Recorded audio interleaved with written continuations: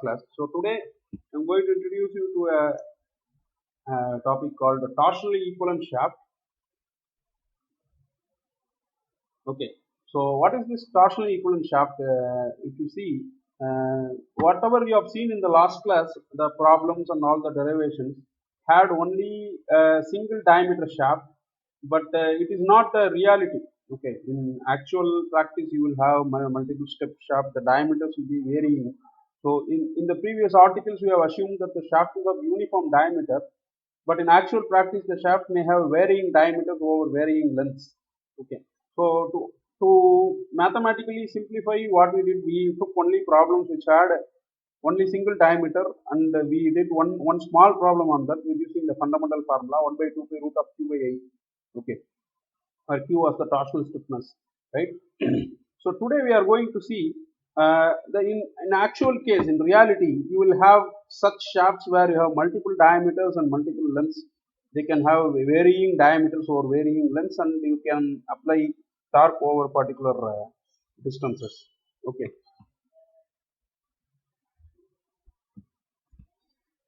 So now to solve this problem, what we actually do is we convert this into an equivalent shaft of single diameter, right? While actually we are solving the problem, we do the single diameter shaft only, but how to convert this into a torsionally equivalent shaft, which means what? So I am going to apply, let us say, an opposing torque of 10 Newton meter is applied in this case, in the first case, here 10 Newton meter opposing torque is applied. So the shaft is made to twist by opposing torque of 10 Newton meter. Now this compound shaft of multiple diameters is undergoing an angle of twist of theta equal to 5 degree overall angle of twist, including all the diametrical portions from here to here. Let us put a straight line on this. After I apply the torque, the end of the straight line is 5 degree away. Then the angle of twist is 5, right? So very simple representation. Now I am going to mathematically find the diameter and length of the shaft, which is going to have the same angle of twist for the same amount of torque applied. Okay, if I apply the same torque available here, opposing torques at the two ends of an equivalent shaft, it has to undergo the same amount of theta. So that is the basic concept behind finding out a torsional equivalent shaft. Okay, so now such a shaft may be theoretically be replaced by a shaft of single diameter for ease of calculation. Okay. Consider a shaft with multiple portions of varying diameters as shown below in figure A. Let this shaft be replaced by an equivalent shaft of diameter of D and length L as shown in figure B. Okay, that's what we have been talking till now, right? Both the shafts must have same angle of twist and equal opposing torques are applied at the opposite ends. That is the condition with which you are going to derive the equations. Okay. So let D1, D2, D3 be the diameters and L1, L2, L3 be the lengths of the first shaft, the stepped shaft. Okay. Three different portions are having diameters D1, D2, D3, length L1, L2, L3. Let theta 1, theta 2, theta 3 be the angle of twist of each length segment for the applied torque. Okay. Each segment will twist by a particular angle. Now three segments are there, therefore theta 1, theta 2, theta 3.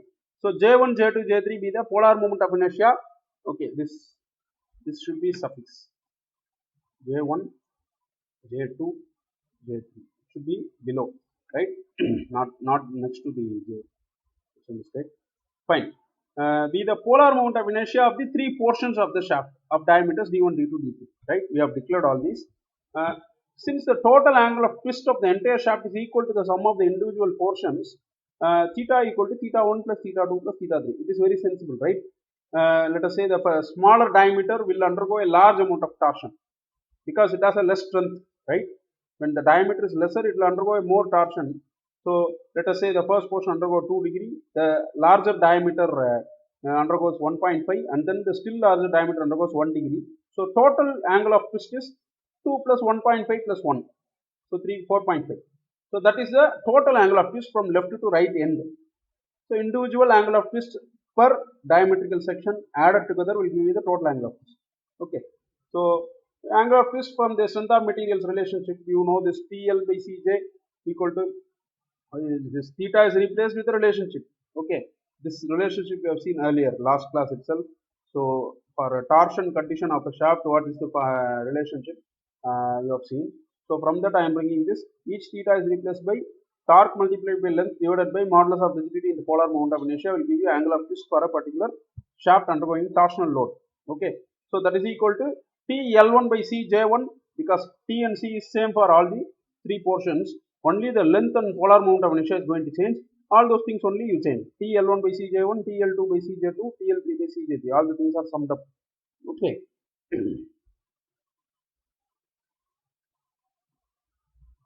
So now I am going to cancel the T and C. So that leaves me behind L by J equal to L1 by J1, L2 by J2, L3 by J3. Now substitute the formula for the J, pi by 32 D power 4. So I can cancel out all the pi by 32. So it leaves me behind with the formula. This is the most important relationship for a torsional equivalent shaft. Okay. So L by D power 4 equal to L1 by D1 power 4, L2 by D2 power 4 plus L3 by D3 power 4. Where what is L and D? These three things you already know. L1, D1, L2, D2, L3, D3 are the three diametrical and length of the three diameters and lengths of the actual shaft. Okay. So this is having three diameters and three lengths. That is L1, D1, L2, D2, L3, D3. What is L and D? L and D is the diameter and length of the equivalent shaft that I am going to mathematically introduce. We are not actually going to change the shaft in the machine. We are changing it mathematically and calculating everything. Then we can reverse it to this. It is possible. Okay. So that formula where you can find out the length and diameter of the equivalent shaft. If one is known, the other you can find out. So L by D power 4 equal to L1 by D1 power 4 plus L2 by D2 power 4 plus L3 by D3 power 4. Clear? Right. So that's a very simple relationship. Consider L is equal to L1. So in practical cases, what we do, we have three different diameters, and I want, let us say I am having a shaft like this. So I want to replace this with a shaft of single diameter. So that formula is a theoretical formula. L by D power 4 equal to L1 by D1 power 4, L2 by, okay, that's it. Now in this case, I want to replace it with a, let us say this is D1, D2, D3. Now when I am going to change this with an equivalent, torsional equivalent shaft, I can choose one of these diameters as the diameter of my equivalent shaft, correct? So let us take that I am going to replace it with a single shaft of diameter D3. What will happen? So if you choose one of the diameters from the available D1, D2, D3 as the diameter of your equivalent shaft, then the formula will have a little small change. The formula becomes the length of the equivalent shaft equal to, if I choose D1 in this case, okay, not D3, I am choosing D1, okay, then this is D1. Then if I choose D1, what will happen to the formula? L1 into D1 power 4 divided by D1 power 4, it will get cancelled. Okay, plus L2 into D1 power 4 by D2 power 4 plus L3 into D1 power 4 by D3 power 4. This can be done in other way also. You can choose the diameter 2 also. Okay, you can choose diameter 2 also, no problem. Then this formula, what will be this formula?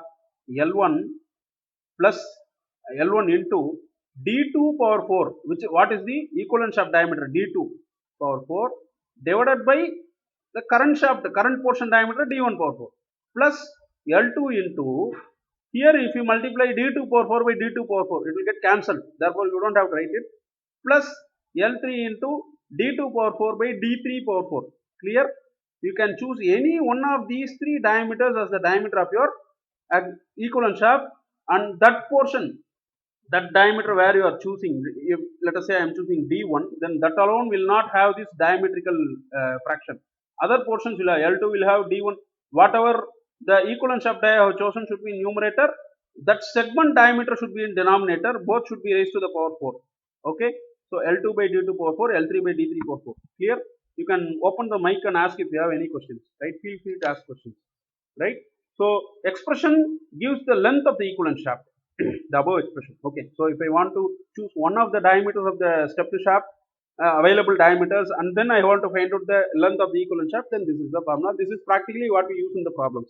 The last relationship we don't use. Okay.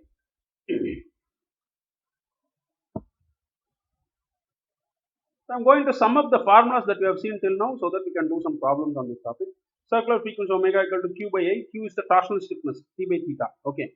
Torsional stiffness equal to Cj by L or T by theta. Both are equal according to the torsion equation of strength of materials. Right. Shortly called as Q. So time period of torsional vibration equal to 2 pi into root of I by q. So 2 pi omega, right? I mean 2 pi by omega.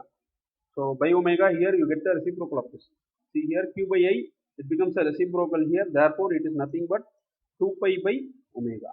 So therefore it becomes a reciprocal I by q. Right? Next. Natural frequency equal to 1 by time period. Therefore this becomes a reciprocal here 1 by 2 pi. So now what you do, you invert this formula 1 by 2 pi. I mean this you make a reciprocal. So 1 by 2 pi root of q by I. Okay. Yeah. So natural frequency of a single rotor, same formula. So for a two rotor, what will happen? So natural frequency of a two rotor system, 1 by 2 pi root of Cj, La, Ia, Lb, Ib. Same formula. Length from the node, from the left rotor to the node, you will have La. From the node to the right rotor, you will have Lb. Right? This is a single diameter case. All the problems of different rotor, two rotor, three rotor, all the problems should be done only after converting your shaft into a single diameter equivalent shaft. Then only you can solve the problem. Okay. This La, Lb is not L1, L2, L3. Please understand. Okay. So La, Lb is nothing but if you have a shaft of different diameters, then you are going to convert it into a single diameter shaft, equivalent shaft, and then you are going to put the rotors, maybe two rotor or three rotor, and then you are going to locate the node with the strain energy diagram.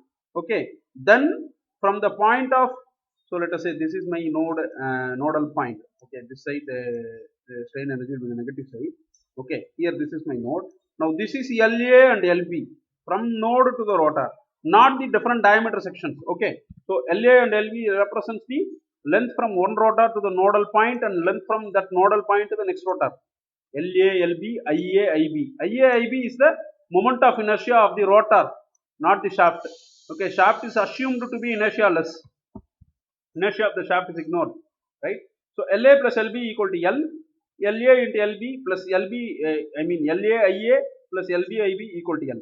This is also one formula. You have to relationship you have to remember. So from this you can cross multiply. If you know one of the lengths, you can find the other length, the nodal length. Okay. So it is proper to put a bracket here so that no mistake will occur. Now you cross multiply. LAIA plus LBIB equal to L. I think this is not correct. LAIA equal to LBIB. That is correct. LAIA